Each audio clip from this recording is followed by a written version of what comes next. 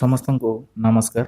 SSP TGT, ଆର୍ଏସ୍ଟି, ଓଏସ୍ଟିଟି ଏବଂ ଏଲ୍ଟିଆର୍ର ସିବିଟିର ସିଲାବସ୍ରେ ଥିବା ୱାପ୍ସି କାହାଣୀ ଆମେ ଏବେ ପଢ଼ିବାକୁ ଯାଉଛେ, ଯାହାକୁ ଲେଖିଛନ୍ତି ଉଷା ପ୍ରିୟମ୍ବଦା। ୱାପ୍ସି କାହାଣୀରେ ଉଷା ପ୍ରିୟମ୍ବଦାଙ୍କ ଉଦ୍ଦେଶ୍ୟ ହେଉଛି ଯେ ପୁରୁଷ ଜୀବନରେ ପୁରୁଷଟିଏ ଯେତେବେଳେ ବହୁତ କଷ୍ଟ କରି ତା ଜୀବନ ସାରା ପରିବାର ପାଇଁ ଦେଇ ଦେଇଥାଏ ଏବଂ ବହୁତ କଷ୍ଟ କରେ ପରିବାର ପାଇଁ, ଶେଷରେ ସେ କେମିତି ହତାଦର ହୁଏ ନିଜ ପରିବାରରେ, ଆମେ ଏହି କାହାଣୀ ମାଧ୍ୟମରେ ଜାଣିବା। ଉଷା ପ୍ରିୟମ୍ବଦା ହେଉଛନ୍ତି ନାରୀ ସମ୍ବେଦନାର କବି, କିନ୍ତୁ ତଥାପି ଏ ୱାପ୍ସି କାହାଣୀରେ ଗଜାଧର ବାବୁଙ୍କ ଦ୍ୱାରା ସେ ପୁରୁଷ ମନର ଚରିତ୍ରକୁ ବା ପୁରୁଷ ମନର ସମ୍ବେଦନାକୁ ପ୍ରକାଶ କରିବା ପାଇଁ ଚେଷ୍ଟା କରିଛନ୍ତି। ଯେ ଯେଉଁ ଗଜାଧର ବାବୁ ଦିନେ ରେଲୱେରେ କାମ କରି ପୁରା ପରିବାରକୁ ପୋଷୁଥିଲେ ବା ପୁରା ପରିବାରକୁ ଟଙ୍କା ଯୋଗାଉଥିଲେ ଏବଂ ସେମାନଙ୍କ ସୁଖ ଶାନ୍ତି ପାଇଁ ସେ ତାଙ୍କ ଜୀବନକୁ ରେଲୱେ କ୍ୱାର୍ଟରରେ କାଟିଥିଲେ। ଆଜି ସେ ଗଜାଧର ବାବୁ ଯେତେବେଳେ 35 ବର୍ଷର ଚାକିରି ସାରି ସେ ଯେତେବେଳେ ପୁଣି ଘରକୁ ଫେରିଛନ୍ତି, ବହୁତ ଖୁସିରେ ଫେରିଥିଲେ, ସେ ଖୁସିଟା ଆଜି ମଳିନ ପଡ଼ିଯାଉଛି। ସମସ୍ତଙ୍କୁ ଗଜାଧର ବାବୁ ଆଜି ବୋଝ ଭଳି ଲାଗୁଛନ୍ତି ଏବଂ ଗଜାଧର ବାବୁଙ୍କର ଉପସ୍ଥିତି ସମସ୍ତଙ୍କୁ କଷ୍ଟ ଦେଉଛି। ତେଣୁ ଆସନ୍ତୁ ଦେଖିବା स्टोरी वापसी उषा प्रियम्बदा। गजाधर बाबू ने कमरे में जमा सामान पर एक नज़र दौड़ाई। 2 बक्स, डोलची, बाल्टी, ये डिब्बा कैसा है गणेशी, उन्होंने पूछा। गणेशी बिस्तर बांधता हुआ कुछ गर्व और कुछ लज्जा से बोला, घरवाली ने साथ को कुछ बेसन के लड्डू दिए हैं, कहा बाबूजी को पसंद थे। अब कहाँ हम गरीब लोग आपकी कुछ खातिर कर पाएंगे। घर जाने की खुशी में भी गजाधर बाबू ने एक विषाद का अनुभव किया, जैसे परिचित स्नेह आदरमय सहज संसार से उनका नाता टूट रहा हो। এই ଗଣେଶୀ ହେଉଛି ଗଜାଧର ବାବୁଙ୍କର ଜଣେ ସହଯୋଗୀ ବା ତାଙ୍କ ଘରେ କାମ କରେ। ସେ ସବୁ କ'ଣ ରୋଷେଇବାସ କରିକି ଦିଏ, କେଉଁଠି, ରେଲୱେ କ୍ୱାର୍ଟରରେ। ଗଣେଶୀ ସେଦିନ ବହୁତ ଦୁଃଖିତ, ଯେହେତୁ ଗଜାଧର ବାବୁ ଆଜି 35 ବର୍ଷର ରେଲୱେ ଚାକିରି ପରେ ଆଜି ଘରକୁ ଫେରି ଯାଉଛନ୍ତି। ଗଣେଶୀର ସ୍ତ୍ରୀ ବେସନର ଲଡ଼ୁ ଆଜି ତିଆରି କରି ପଠାଇଛି ଯେ ଗଜାଧର ବାବୁଙ୍କୁ ଦେଇଦେବ, ତାଙ୍କୁ ବହୁତ ପସନ୍ଦ ଥିଲା, ତେଣୁ ଦେଇଦେବ। କିନ୍ତୁ ଗଜାଧର ବାବୁ ବେସନର ଲଡ଼ୁ ଦେଖିକି ଯେତିକି ଦୁଃଖୀ ନ ହେଉଛନ୍ତି, ସେତିକି ଖୁସି ହେଉଛନ୍ତି ଯେ ସେ ଆଜି ତାଙ୍କ परिवार सहित ରହିବେ ବୋଲି। कभी कभी हम लोगों की भी खबर लेते रहिएगा, गणेशी बिस्तर में रस्सी बांधता हुआ बोला। माने गदाधर बाबू आज ଯିବେ ବୋଲି ତାଙ୍କ ଯେଉଁ ଘରେ କାମ କରୁଥିବା ଲୋକ ଯେଉଁ ଗଣେଶୀ, ସେ କ'ଣ କରୁଛି ନା ତାଙ୍କ ବିସ୍ତର ବାନ୍ଧୁଛି। ବିସ୍ତର ବାନ୍ଧିକି କହୁଛି ଯେ ଆମର ବି ଖବର ଟିକେ ନେବେ, ଟିକେ ବି ଫୋନ୍ କରିବେ ଗଲା ପରେ ଆମକୁ। ତେଣୁ कभी कुछ जरूरत हो तो लिखना गणेशी, माने सेतेबेले तो फोन नथिला, सेतेबेले କ'ଣ लिखना माने चिट्ठी लिखिब। गजाधर बाबू कहते गणेशी जितेबाला जहाँ तो दरकार हो मत चिट्ठी लिखिब। गणेशी ने ओंछे के छोर से आंखें पोंछी। अब आप लोग सहारा ना देंगे तो कौन देगा, आप यहाँ कभी कुछ जरूरत हो तो लिखना गणेशी, इस अगहन तक बिटिया की शादी कर दो। गणेशी ने अगोछे के छोर से आंखें पोंछी। अब आप लोग सहारा ना देंगे तो कौन देगा, आप यहाँ रहते तो शादी में कुछ हौसला रहता। तापरे गजाधर बाबू कहते एथरक अगहन रे तो झीर बाहागर करदे। तापर गणेशी कहे आपण मैंने थिले भल होता है, आपण नाहंती आउ आपणको सहारा न मिलले आमे केमिति बाहागर करिपरिबु। गजाधर बाबू चलने को तैयार बैठे थे। रेलवे क्वार्टर का यह कमरा, जिसमें उन्होंने कितने वर्ष बिताए हैं,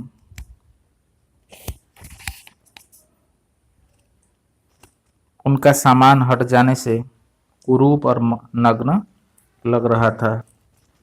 आंगन में रोपे पौधे भी जान पहचान के लोग लग रहे थे और जगह जगह मिट्टी बिखरी हुई थी, पर पत्नी बाल बच्चों के साथ रहने की कल्पना में वो यह बिछोह एक दुर्बल लहर की तरह उठकर विलीन हो गया। ମାନେ ଗଜାଧର ବାବୁ ଆଜି କ'ଣ କରୁଛନ୍ତି ନା, ବହୁତ ଦିନ ପରେ ସେ ରେଲୱେ କ୍ୱାର୍ଟର ଯେଉଁ ରୁମ୍ରେ ସେ ରହୁଥିଲେ, ସେ ରୁମ୍କୁ ଆଜି ଛାଡ଼ିକି ଯାଉଛନ୍ତି। କିନ୍ତୁ ତଥାପି ତାଙ୍କ ମନରେ ଦୁଃଖ ନାହିଁ। କାହିଁକି ନା, ସେ ଆଜି ଯାଉଛନ୍ତି ତାଙ୍କ ପରିବାର ସହିତ ସାଙ୍ଗ ହୋଇକି ରହିବେ ବୋଲି। ସେଇ କଥା ଭାବିକି ସେ ଆଜି दुख करुनाहांती। गजाधर बाबू खुश थे, बहुत खुश। 35 साल की नौकरी के बाद वो रिटायर होकर जा रहे थे। इन वर्षों में अधिकांश समय उन्होंने अकेले रहकर काटा था। उन अकेले क्षणों में उन्होंने इसी समय की कल्पना की थी जब वो अपने परिवार के साथ रह सकेंगे। इसी आशा के सहारे वो अपने अभाव को का बोझ ढोते रहे। संसार की दृष्टि में उनका जीवन सफल कहा जा सकता था। उन्होंने शहर में एक हाँ माने चाकरी सरिया पर्यंत सी कौन करते एकुटिया ही रोते, परिवार को अन्य जगह रखुले एवं निजे रोते। यही दिन को अपेक्षा करते कौ दिन चाकरी सर से परिवार सहित रे बोली। किंतु यही कल्पना से एते दिन एकुटिया एकुटिया काटिदेले। से कौन करते ना, सहर में गोटे मकान तैयारी करते। बड़े लड़के अमर और लड़की कांति की शादियां कर दी थी। 2 बच्चे ऊंची कक्षाओं में पढ़ रहे थे। गजाधर बाबू नौकरी के कारण प्राय छोटे स्टेशनों पर रहे और उनके बच्चे और पत्नी शहर में, जिससे पढ़ाई में बाधा ना हो। गजाधर बाबू एठी रेलवे क्वार्टर रोते, किंतु सेठी सहर में गोटे भल घर करिकी सब रखी स्त्री पिला छुआ समस्ते रही। कहीं पाठ पढ़ार किसी असुविधा हेनी बोली। गाँव जेहेतु बहुत किसी सुविधा सुजोग से नाला, तेणु गजाधर बाबू सहर में गोटे घर तैयारी करके कौन करते ना, स्त्री पिला छुआ सब रखी सब सुख सुविधा जोगे देते। गजाधर बाबू स्वभाव से बहुत स्नेही व्यक्ति थे और स्नेह के आकांक्षी भी। जब परिवार साथ था, ड्यूटी से लौटकर बच्चों से हंसते बोलते, पत्नी से कुछ मनोविनोद करते, उन सबके चले जाने से उनके जीवन में गहन सुनापन भर उठा। खाली क्षणों में उनसे घर में टिका न जाता। कभी प्रकृति के न होने पर भी उन्हें पत्नी की स्नेहपूर्ण बातें याद रहती है। जो परिवार साथी थे, से कौन करते ना, ऑफिस रू फेरिकी स्टेशन रू फेरिकी काम कर सारा पर से कौन करते ना, समस्त साथ भलर कथा होते, माने पुओ झील सब खेलौले एवं तापर पत्नी सहित कथा होते। किंतु से माने पलैकी गला परे जीवन कौन आसला ना, सुनापन आसीगला। माने से एकुटिया हो जाते। खाली क्षण में उनसे घर में टिका न जाता। कभी प्रकृति के न होने पर भी उन्हें पत्नी की महत्वपूर्ण स्नेहपूर्ण बातें याद आती रहती। दोपहर में गर्मी होने पर भी 2 बजे तक आग जलाई रहती और उनके स्टेशन से वापस आने पर गर्म रोटियां सेकती। उनके खा चुकने और मना करने पर भी थोड़ा सा कुछ और थाली में परोस देती और बड़े आंखें मुस्कुरा उठती है। केमती स्त्री कौन करता ना, स्टेशन आसला गरम गरम रोटी सेकी दूसरा केत ना, दोपहर रे गरम एत गरम है, एत गरम होता सत्वे सी कौन करते गरम गरम रोटी करदे। आमती सी आसला खुशी हो जाते। ये सब कथा सी आज भी मन रखी। जब वो थके हारे बाहर से आते तो उनकी आहट पा वो रसोई के द्वार पर निकल आती और वो सलाज आंखें मुस्कुरा उठती। माने पत्नी जो आसती ये जो बाहर आसती, पत्नी देखिए जो हसी दिखती बहुत भल लगे। गजाधर बाबू को तब हर छोटी बात भी याद आती और उदास हो उठते। और कितने वर्षों बाद वो अवसर आया था जब वो फिर उसी स्नेह और आदर के मध्य रहने जा रहे थे। ଆଜି ବହୁତ ଦିନ ପରେ ବା ଆଜି 35 ବର୍ଷ ପରେ ସେଇ ଦିନ ପୁଣି ଫେରିବାକୁ ଯାଉଛି, କାହିଁକି ନା ଆଜି ଗଜାଧର ବାବୁ ନିଜ ପରିବାର ପାଖକୁ ଫେରୁଛନ୍ତି। ଏକୁଟିଆ ରହି ରହି ତାଙ୍କ ଜୀବନର ନୌକରି ଜୀବନ କଟିଗଲା, କିନ୍ତୁ ଆଜି ସେ ଦିନ ଆସିଛି ଯେଉଁଦିନ ସେ ପରିବାର ସହିତ ରହିବାକୁ ଯାଉଛନ୍ତି ଏବଂ ନିଜ ମନରେ ବହୁତ ଖୁସି ହେଉଛନ୍ତି ଯେ ଆଜି ଯାହା ହଉ ପୁଣି ଥରେ ସେ ପରିବାରକୁ फेरुचंती। जब वो फिर उसी स्नेह और आदर के मध्य रहने जा रहे हैं। ये पिलाମାନଙ୍କ ଭିତରେ ଆଉ ଏବଂ ତାଙ୍କ ସ୍ତ୍ରୀଙ୍କ ପାଖରେ ପରିବାର ସହିତ ରହିବା ପାଇଁ ପୁଣି ଥରେ ଯେହେତୁ ସେ ଫେରୁଛନ୍ତି, ତାଙ୍କ ମନରେ ବହୁତ खुशी अच्छी। टोपी उतार कर गजाधर बाबू ने चारपाई पर रख दी, जूते खोलकर नीचे खिसका दिए। अंदर से रह रह कर कह कहूँ की आवाज़ आ रही थी। इतवार का दिन था और उनके सब बच्चे इकट्ठे होकर नाश्ता कर रहे थे। गजाधर बाबू के सूखे चेहरे पर स्निग्ध मुस्कान आ गई। उसी तरह मुस्कुराते हुए वो बिना खांसे अंदर चले आए। उन्होंने देखा कि नरेंद्र कमर पर हाथ रखे शायद गत रात्रि की फिल्म में देखे गए किसी नृत्य की नकल कर रहा था और बसंती हंस हंस कर दूरी हो रही थी। अमर की बहू को अपने तन बदन आंचल या घूंघट का कोई होश न था और यह वो उन्मुक्त रूप से हंस रही थी। गजाधर बाबू को देखते ही नरेंद्र थप से बैठ गया और चाय का प्याला उठाकर मुंह से लगा लिया। बहू को होश आया और उसने झट से माथा ढक लिया। केवल बसंती का शरीर रह रहकर हंसी दबाने के प्रयत्न में हिलता रहा। ମାନେ ଗଜାଧର ବାବୁ ଯେତେବେଳେ ଘରକୁ ଗଲା ପରେ ତାଙ୍କ ଟୋପି ଓହ୍ଲେଇ ଦେଲେ ଏବଂ ଜୋତା ଖୋଲିକି ଭିତରକୁ ଠେଲିଦେଲେ, ରଖିଗଲା ପରେ ସେଦିନ ରବିବାର ଥିଲା। ସମସ୍ତେ ଘରେ ଥାନ୍ତି, ସବୁ ପିଲାମାନେ। ଏବଂ ନରେନ୍ଦ୍ର କ'ଣ କରୁଛି ନା ନରେନ୍ଦ୍ର ଅଣ୍ଟାରେ ହାତ ଦେଇ ସେ ଘର ଭିତରେ ନାଚୁଥାଏ ଏବଂ ରାତିରେ ଯେଉଁ ଫିଲ୍ମ ଦେଖିଥିଲା ସେଥିରେ ଯେଉଁ ନାଚ ହେଉଥିଲା ସେ ନାଚକୁ ନକଲ କରିବା ପାଇଁ ଚେଷ୍ଟା କରୁଥିଲା। ଏବଂ ବସନ୍ତୀ ତାକୁ ଦେଖିକି ବହୁତ, ବସନ୍ତୀ ହେଉଛି ଗଜାଧର ବାବୁଙ୍କ ଝିଅ ଏବଂ ନରେନ୍ଦ୍ର ହେଉଛି ଗଜାଧର ବାବୁଙ୍କ ସାନ ପୁଅ ନାଚୁଛି ଏବଂ ବଡ଼ ଏ ଯେଉଁ ତା ଭଉଣୀ ବସନ୍ତୀ ସେ ଦେଖୁଛି। ଏବଂ ଅମର କି ବହୁ ହେଉଛି, ଅମର ହେଉଛି ଗଜାଧର ବାବୁଙ୍କ ବଡ଼ ପୁଅ। ଗଜାଧର ବାବୁଙ୍କ ବଡ଼ ପୁଅର ସ୍ତ୍ରୀ ସିଏ କ'ଣ କରୁଛି ନା ମୁଣ୍ଡରେ ଓଢ଼ଣା ନାହିଁ, କିଛି ନାହିଁ। ସେ କ'ଣ କରୁଛି ନା ସେଠି ଛିଡ଼ା ହେଇକି ହସୁଛି। ଗଜାଧର ବାବୁଙ୍କୁ ଯେତେବେଳେ ଘରକୁ ଭିତରକୁ ପଶିଲେ ତାଙ୍କୁ ଦେଖିକି କ'ଣ କଲା ନା ବୋହୂ କ'ଣ କଲା ମୁଣ୍ଡରେ ओढ़ना ଦେଇଦେଲା ଆଉ बसंती हंसिया भी बंद कर डाला। गजाधर बाबू ने मुस्कुराते हुए उन लोगों को देखा, फिर कहा, क्यों नरेंद्र, क्या नकल हो रही है? कुछ नहीं बाबूजी, नरेंद्र ने सिर पिटाकर कहा। गजाधर बाबू ने चाहा था कि वो भी उस मनोविनोद में भाग लेते, पर उनके आते ही जैसे सब कुंठित हो चुप हो गए। उससे उनके मन में थोड़ी सी खिन्नता उपज आई। बैठते हुए बोले, बसंती चाय मुझे भी देना, तुम्हारी अम्मा की पूजा अभी चल रही है क्या? ହେଲା। ତାପରେ ଗଜାଧର ବାବୁ କ'ଣ କଲେ ନା ହସିକି ପଚାରିଲେ, ନରେନ୍ଦ୍ର କ'ଣ ଚାଲିଥିଲା କି ଏଠି? ତେଣୁ ନରେନ୍ଦ୍ର କହୁଛି ନା କିଛି ନାହିଁ, ଏମିତି ଆମେ ଏଠି ଅଛୁ। କାହିଁକି ନା ଗଜାଧର ବାବୁ ବି ଚାହୁଁଥିଲେ ତାଙ୍କ ସହିତ ଖୁସି ହେବା ପାଇଁ ବା ଆନନ୍ଦ ହେବା ପାଇଁ, କିନ୍ତୁ ସେମାନେ ତାଙ୍କୁ ସାମିଲ କଲେ ନାହିଁ। ତାପରେ ଗଜାଧର ବାବୁ ତାଙ୍କ ଝିଅକୁ କହୁଛନ୍ତି ଯେ ଚା ମୋ ପାଇଁ ଆଣେ, ମୁଁ ଚା ପିଇବି ବୋଲି। ଆଉ ତୋ ମାँ କୁଆଡ଼େ गला? माँ रोसे पूजा କରୁଛି ନା କ'ଣ କରୁଛି? पूजा सरलाणी? बसंती ने माँ की कोठरी की ओर देखा। अभी आती ही होंगी और प्याले में उनके लिए चाय छानने लगी। बहू चुपचाप पहले ही चली गई थी और नरेंद्र भी चाय का आखिरी घूंट पीकर उठ खड़ा हुआ। केवल बसंती पिता के लिहाज में चौके में बैठी माँ की राह देखने लगी। गजाधर बाबू ने एक घूंट चाय पी, फिर कहा, बेटी चाय तो फीकी है, लाइए चीनी डाल दूँ? बसंती बोली, रहने दो, तुम्हारी अम्मा जब आएगी तभी ଚା ପିଇ ଲूँगा।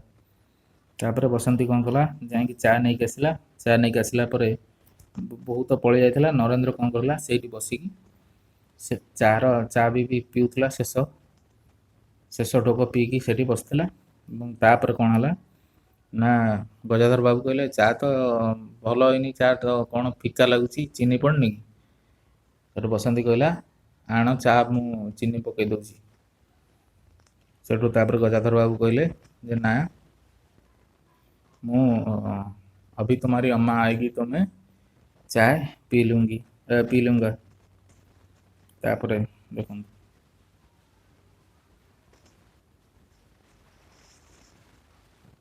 थोड़ी ही देर में उनकी पत्नी हाथ में अर्घ्य का लोटा लिए निकली और अशुद्ध स्तुति कहते हुए तुलसी में डाल दिया। उन्होंने उन्हें देखते ही बसंती भी उठ गई। पत्नी ने आकर गजाधर बाबू को देखा और कहा, अरे बाप, आप अकेले बैठे हैं, ये सब कहाँ गए? गजाधर बाबू के मन में फांसी करक उठी। अपने अपने काम में लगे हैं, आखिर बच्चे ही हैं। तापरे ସେଠୁ ତାଙ୍କ ଗଜାଧର ବାବୁଙ୍କ ସ୍ତ୍ରୀ ଆସିଲା ଏବଂ କହିଲା, ତମେ କ'ଣ ଏକୁଟିଆ ଏଠି ବସିଛ, ଆଉ କିଏ ସବୁ କୁଆଡ଼େ ଗଲେ? ଗଜାଧର ବାବୁ କହିଲେ, ନିଜ ନିଜ କାମରେ ସବୁ ଲାଗିଛନ୍ତି, ଆଉ ଛୋଟ ପିଲା ଆଉ निज निज काम लगी पत्नी आकर बोल कर चौंके में बैठ गई। उन्होंने नाक भौं चढ़ाकर चारों ओर जूठे बर्तनों को देखा, फिर कहा, सारे में जूठे बर्तन पड़े हैं, इस घर में धर्म भरम कुछ नहीं, पूजा करके सीधे चौके में घुसो। फिर उन्होंने नौकर को पुकारा। जब उत्तर न मिला तो एक बार और उच्च स्वर में फिर पति की ओर देखकर बोली, बहू ने भेजा होगा बाजार। और एक लंबी सांस लेकर चुप हो रही। तापरे तांको स्त्री आसिक देखला सब चारिआडे सब कौन कर अईठा बासन पड़ी। तापर तांको स्त्री कह, पूजा सारिक आसो आंको अईठा बासन उठेब, सीधा रोसई घर पशिब। चौके माने कौन? रोसई घर पशिब, यही कम ये कर माने। आउ से घरे जो चाकर थिला, चाकर को डाकिला, चाकर किसी उत्तर देलानी। तामाने गजाधर बाबू स्त्री सी भाविला जे तांको बहु पठेची चाकर को कौटी बाजार। गजाधर बाबू बैठकर चाय और नाश्ते का इंतजार कर रहे। उन्हें अचानक ही गणेश की याद आ गई। रोज सुबह पैसेंजर आने से पहले ही वो गरम गरम पूरियाँ और जलेबियाँ बनाता था। गजाधर बाबू जब तक उठकर तैयार होते उनके लिए जलेबी और चाय लाकर रख देता था। माने एठी आज घर को आसछन्ती, घर को आसी एठी चाय नास्ता पाई अपेक्षा करिया पड़ुची। किंतु सी जितेबाला रेलवे क्वार्टर थे पाखर जो पिला थिला गणेशी, सी कौन करुला ना पैसेंजर ट्रेन आसिया पूर्व से चा आउ जलेबी तैयारी करी आनिकी रखी दौला। गरम गरम पूरी भी छाणी दौला। चाय भी कितनी बढ़िया, कांच के गिलास में ऊपर तक भरी लबालब, पूरे 2.5 चम्मच चीनी और गाढ़ी मलाई। मैंने चा भी केते सुंदर गणेशी बनाऊला से कथा आज चिंता कर कहीं जेहेतु एठी कौन चा नास्ता ये एत समय आसिले चा दौना कि खायापाई किसी दौना। तेणु सी से कथा से जो रेलवे क्वार्टर थी गणेशी कथा चिंता कर। गणेशी कौन पैसेंजर ट्रेन आसिया पूर्व पूरी आउ जलेबी तैयारी कर दिए एवं चा भी बहुत भल बनाए। 2 चम्मच चीनी पकेब, काच गिलास पूरा चा दब, तादर पूरा मलई पकईकी बढ़िया लगे। पैसेंजर भले ही रानीपुर लेट पहुँचे, गणेशी ने चाय पहुँचाने में कभी देर नहीं की। क्या मजाल की कभी उससे कुछ कहना पड़े। गजाधर बाबू कहते जे गणेशी केबे भी लेट करे ना। पैसेंजर ट्रेन रानीपुर लेट पहुँचे पहुँच सत, किंतु गणेशी चा केबे भी लेट हेनी। ठीक टाइम रे से कौन कर चा आउ खाद्य तैयारी करी आनिकी रखी। पत्नी का शिकायत भरा स्वर सुन के उनके विचारों में व्याघात पहुंचा। वो कह रही थी, सारा दिन इसी खिचखिच में निकल जाता है, इस गृहस्थी का धंधा पीटते पीटते उम्र बीत गई, कोई जरा हाथ नहीं बढ़ाता। तांको पत्नी आसी कहूँ जे आंकरी पछरे खाली चिले चिले मो दिन कटिगला, कई ठीक से काम करना, माने कई टिके माने मते साहाଯ୍य करना, मुई आंक पछरे धाऊँची। बहू क्या करती है? गजाधर बाबू ने कहा, पड़ी रहती है, बसंती को तो फिर कहो कॉलेज जाना है। ମାନେ ବୋହୂ କ'ଣ ତାଙ୍କ ଯେଉଁ ଅମର କି ବୋହୂ ସିଏ କ'ଣ କରୁଛି ନା ସବୁବେଳେ ଶୋଇ ରହୁଛି, ସିଏ ରୋଷେଇ କରୁନି। ଶାଶୁ ସବୁବେଳେ ରୋଷେଇ କରୁଛି ଏବଂ ପଡ଼ି ରହିତି ହେ। ବସନ୍ତୀକୁ ବୋଲ ତାଙ୍କ ଝିଅକୁ ରୋଷେଇ କରିବାକୁ ଟିକେ ସାହାଯ୍ୟ କରିବାକୁ କହିଲେ କ'ଣ କହୁଛି ନା ମୁଁ କଲେଜ ଯିବି ବୋଲି ସେ ସବୁବେଳେ କହୁଛି। गजाधर बाबू ने प्यार से समझाया, तुम सुबह पढ़ लिया करो, तुम्हारी माँ बूढ़ी हुई, उनके शरीर में अब वो शक्ति नहीं बची है। तुम हो, तुम्हारी भाभी है, दोनों मिलकर काम में हाथ बटाना चाहिए। तापर गजाधर बाबू ताଙ୍କ ଝିଅ ବସନ୍ତୀକୁ ଡାକିକି କହିଲେ ତୋ ମା ବୁଢ଼ୀ ହେଇଗଲାଣି, ତମେ ଟିକେ ତାକୁ ସାହାଯ୍ୟ କର, ତୁ ଅଛୁ, ତୋ ଭାଉଜ ଅଛି, ଦୁଇ ଜଣ ମିଶିକି ଟିକେ ସାହାଯ୍ୟ କର, ରୋଷେଇବାସ କରୁ। ମା ବୁଢ଼ୀ ହେଇଗଲାଣି, ଏତେ ରୋଷେଇବାସ ସେ କରିପାରୁନି, ତାକୁ ଟିକେ ସାହାଯ୍ୟ କର। बसंती चुप रह गई। उसके जाने के बाद उसकी माँ ने धीरे से कहा, पढ़ने का तो बहाना है, कभी जी ही नहीं लगता, लगे कैसे, सिला से ही फुर्सत नहीं, बड़े बड़े लड़के हैं उनके घर में, हर वक्त वहाँ घुसा रहना मुझे नहीं सुहाता, मना करो तो सुनती नहीं। तापरे बसंती गला परे हेठू गजाधर बाबूଙ୍କ ସ୍ତ୍ରୀ କହୁଛି ପାଠ ପଢ଼ିବା ତ ଗୋଟେ ବାହାନା, ସବୁବେଳେ କେଉଁଠିକି ଯାଉଛି ନା ତା ସାଙ୍ଗ ଶିଲା ଘରକୁ ସବୁବେଳେ ପଳେଇ ଯାଉଛି। ତାଙ୍କ ଘରେ ବଡ଼ ବଡ଼ ପୁଅ ଗୁଡ଼ା ଅଛନ୍ତି, ତାଙ୍କ ଘରକୁ ଇଏ କାହିଁ ଯାଉଛି, ମୋତେ ଏଗୁଡ଼ା ଭଲ ଲାଗୁନି। ତାକୁ କହିଲେ ତ ସେ କିଛି ଶୁଣୁନି।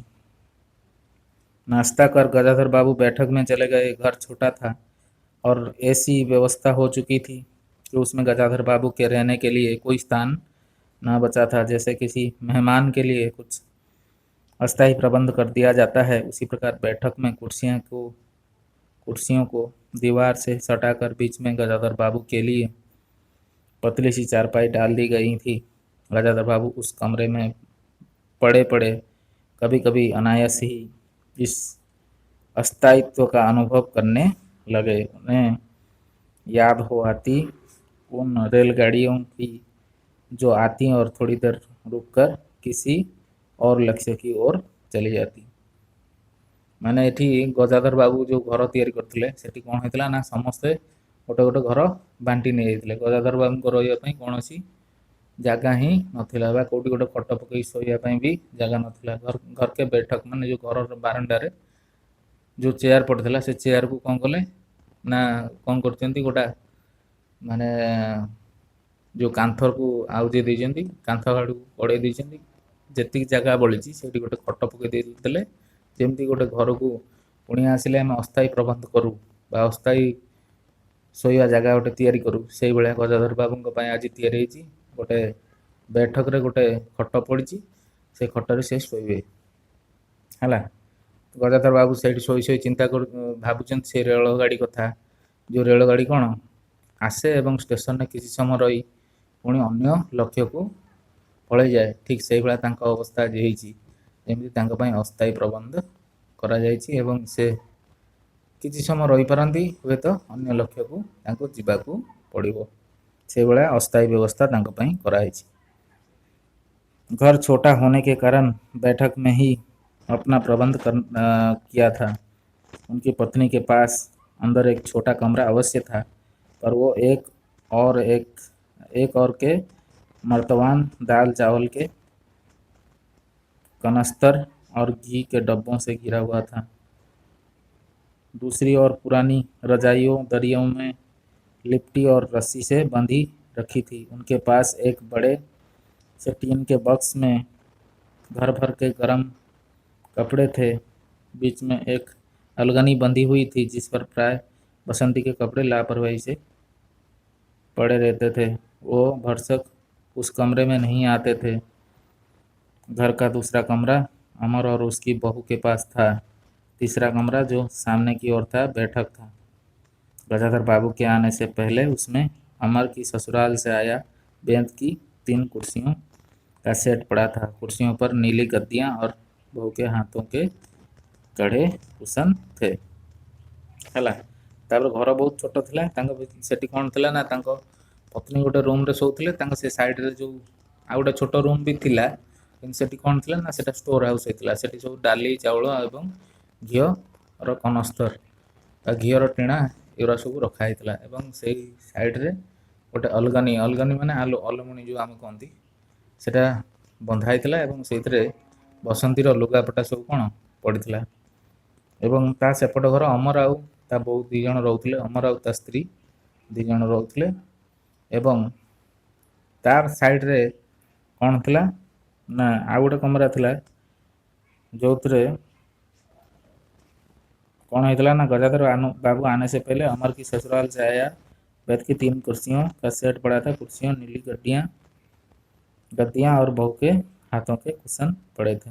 माने आउटा जो 3 नंबर जो रूम सेठी कौन थिला ना बेतर चेयर आउ कुर्सी फुर्सी एगुड़ा सब रही सेठी किंतु रही गजाधर बाबू को शोया कौन सी जगह ही नथिला। जब कभी उनकी पत्नी की कोई लंबी शिकायत करनी होती तो अपनी चटाई बैठक में डाल पड़ जाती थी। वो एक दिन चटाई लेकर आ गई। गजाधर बाबू ने घर गृहस्थी की बातें छेड़ी। वो घर का रवैया देख रहे थे। बहुत हल्के से उन्होंने कहा कि अब हाथ में पैसा कम रहेगा, कुछ खर्च कम होना चाहिए। माने जेतेबेले तांको घर विषय किसी कंप्लेन करे रोला से कौन करते ना गजाधर बाबू स्त्री से रूम्रे न शोक आसिक बैठक रे गोटे चटफट पकईकि सी शोई जाते एवं सागरे गपुले कथबार्ता होते घर कथा केवल कंप्लेन जे ये एमती कला से सेमती कला ए विषय गपिया से पलि आसुले। एवं गजाधर बाबू तक स्त्री कहले कहले एबे आ कौन एबे पैसा टिके कम हो गला कहीं मोर जो चाकरी जो दरमा पाऊली अधिका टंका आसूला एबे पेंशन आसो पेंशन जहाँ भी कम आसो तेणु एबे पैसा कमीगला तेणु खर्च सब कम कर। सभी खर्च तो वाजिब वाजिब है, किसका पेट काटूं। यही जोड़ गांठ करते करते बूढ़ी हो गई, ना मन का पहना ना ओढ़ा। माने गजाधर बाबू को स्त्री कौच जे एमती तो खर्च काटी काटी काटी काटी सब खर्च तो ठीक ठाक अच्छी कौटा काटी कौन करी आमती खर्च काटी काटी निजे किसी पिंधि पाइलिनी ना किसी लगे पार्लिनी। गजाधर बाबू ने आहत विस्मित दृष्टि से उनकी पत्नी को देखा। उनसे अपनी हैसियत छिपी न थी। उनकी पत्नी तंगी का अनुभव कर उसका उल्लेख करती, यह स्वाभाविक था, लेकिन उसमें सहानुभूति का पूर्ण अभाव गजाधर बाबू को बहुत खटका। उनसे यदि राय बात की जाए तो कि प्रबंध कैसे हो तो उन्हें चिंता कम संतोष अधिक होता, लेकिन उनसे तो केवल शिकायत की जाती थी जिसे परिवार की सब परेशानियों के लिए वही जिम्मेदार हैं। गजाधर बाबू एवं चिंता कर मो स्त्री मो कथा सब जानी, मो रोजगार कमेला भी जानी, किंतु तथापि ताको खुशी लगुच सी किसी टेंशन नौनी जे केमती कौन परिवार को मेंटेन करा कौन करियो सेमती किसी तार चिंता नहीं। जेमती सबू किंतु सबू जेतक असुविधा सब आसिक गजाधर बाबू आगे गपिब किंतु कौन कथा किसी टेंशन से नबनी। जेमती घर सब असुविधा गजाधर बाबू ही दायी थिले। किसी सहानुभूति दबा स्त्री स्वामी रोजगार कमीगला स्त्री से भाया सहानुभूति रहा दरकार सेमती किसी गजाधर बाबू अनुभव कले नहीं। तुम्हें किस बात की कमी है अमर की माँ, घर में बहू है, लड़के बच्चे हैं, सिर्फ रुपए से ही आदमी और अमीर नहीं होता। गजाधर बाबू ने कहा और कहने के साथ ही अनुभव किया। यह उनकी आंतरिक अभिव्यक्ति थी, ऐसी कि उनकी पत्नी नहीं समझ सकती। हाँ, बड़ा सुख है बहू से, आज रसोई करने गई, देखो क्या होता है। हला तापरे गजाधर बाबू कहते तोर असुविधा कौन अच्छी अमर की माँ, तोर असुविधा कौन अच्छी, सब तो अच्छा सम पिला सब अच्छा पैसा अच्छी, सब असुविधा कौन तोर अच्छी ना। हाँ बहुत तो मुझे खुशी अच्छी ना, बहुत सेवा पाऊँ, बहुत खुशी अच्छी बहु सागर है। आज रोषे कर कौन करुँच देख, कहकर पत्नी ने आंखें मूंदी और सो गई। गजाधर बाबू बैठे हुए पत्नी को देखते रह गए। यही थी कि उनकी पत्नी, जिसके हाथों को कोमल स्पर्श, जिसकी मुस्कान की याद से उन्होंने संपूर्ण जीवन काट दिया था। उन्हें लगा कि लावण्यमयी युवती जीवन की राह में कहीं खो गई है और उसकी जगह आज जो स्त्री है वो उनके मन मन और प्राणों के लिए नितांत अपरिचित है। हाँ, जो स्त्रीर सुख ପାଇଁ ଆଜି କ'ଣ କରିଛନ୍ତି ନା ଗଜାଧର ବାବୁ ନିଜେ ଏକୁଟିଆ ଏକୁଟିଆ କଷ୍ଟରେ ଜୀବନଟାକୁ କାଟି ଦେଇଛନ୍ତି। ଯାହାର ଖୁସି ପାଇଁ ସେ ଆଜି କ'ଣ କରୁଛି ନା ସେ ଆଜି ଦୂରେଇ ଯାଉଛି ଏବଂ ସେ ଆଜି ଅପରିଚିତ ଭଳି ବ୍ୟବହାର କରୁଛି। ସିଏ ଭାବୁଛନ୍ତି ଯେ ସେ ଲୋକ ଆଉ ଇଏ ନାହିଁ, ଇଏ ସବୁ ବଦଳି ଏମାନେ ସବୁ ବଦଳି ଯାଇଛନ୍ତି, ଏମାନେ ମୋତେ କେହି ସ୍ନେହ କରୁନାହାନ୍ତି ବା ମୋତେ କେହି ଆଦର କରୁନାହାନ୍ତି। गाढ़ी नींद में डूबी उनकी पत्नी का भारी सा शरीर बहुत बेडौल और कुरूप लग रहा था। चेहरा श्रीहीन और रूखा था। गजाधर बाबू देर तक निशंक दृष्टि से पत्नी को देखते रहे और सिर लेटकर छत की ओर ताकने लगे। है ना, तापर कौन कले ना आज गजाधर बाबू आउ से जो सुंदर युवती को देखी पारना से आज कौन गोटे बुढ़ी लोक को देखुं जार जी बहुत मोटा एवं जार रंग कुरूप हो देखिए कौन कर ऊपर को अनेक छात को अनेक सोचती। कुछ अंदर कुछ गिरा और उनकी पत्नी हड़बड़ा कर उठ बैठी। लो, बिल्ली ने कुछ गिरा दिया शायद, और वो अंदर भागी। थोड़ी देर में लौट कर आई तो उनका मुंह फूला हुआ देखा। बहू को चौंका खुला छोड़ आई। बिल्ली ने दाल की पतीली गिरा दी। सभी तो खाने को हैं, अब क्या खिलाऊंगी। वो सांस लेने को रुकी और बोली, एक तरकारी और 4 पराठे बनाने में सारा डिब्बा घी उंडेल कर रख दिया। जरा सा दर्द नहीं है। कमाने वाला हाथ तोड़े और यहाँ चीज़ें लूटें। मुझे तो मालूम था कि ये सब काम किसी के बस का नहीं है।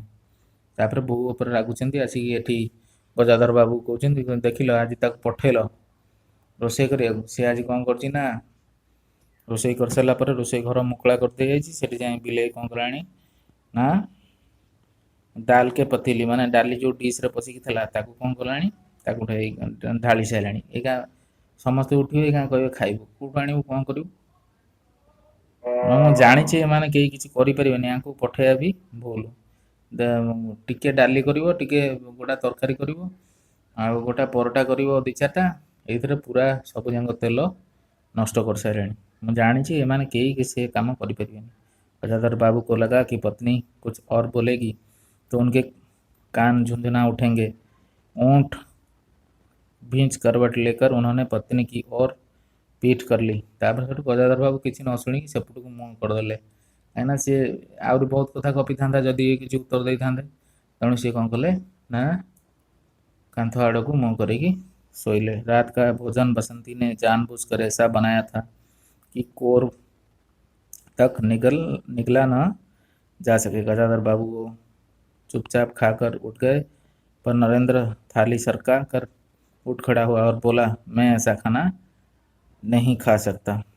हला रातिर रोसई बसंती को कहले करने। बसंती एमती खराब रोसई कला किसी सीझी नाला कि ना पाटे दे हेनी। तेणु गजाधर बाबू पुओ जो नरेंद्र ताको खाइलानी थाली ठेलीदेला। थाली ठेली दे कहला, मुझे खाद्य मुझे खाईपरि किए रोसई कर। बसंती तुनकर बोली, तो न खाओ, कौन तुम्हारी खुशामत करता है। बसंती कहती तू न खा कौन अच्छी तो कि खुशामत कर खा बोली। तुमसे खाना बनाने को कहा किसने था। नरेंद्र चिल्लाया। तापर नरेंद्र कहला, तत्ते किए कही खाया रोषे कर। बाबूजी ने। बाबूजी को बैठे बैठे यही सोचता है ना। तापर सेठू नरेंद्र को ना बसंती कहला जे मते बापा ही कही रोषे करने। तापर नरेंद्र को बाबूजी कौन बापा कौन घर बसिकी सब चिंताधारा या ही कर बसिकी। आपर जो पार्ट आग को जो स्टोरी जहाँ भी रहा आम सेकेंड पार्ट रे पढ़िया। तेणु चैनल टी सब्सक्राइब करूँ और सेकेंड पार्ट पर निश्चिंत अपेक्षा कर। नमस्कार।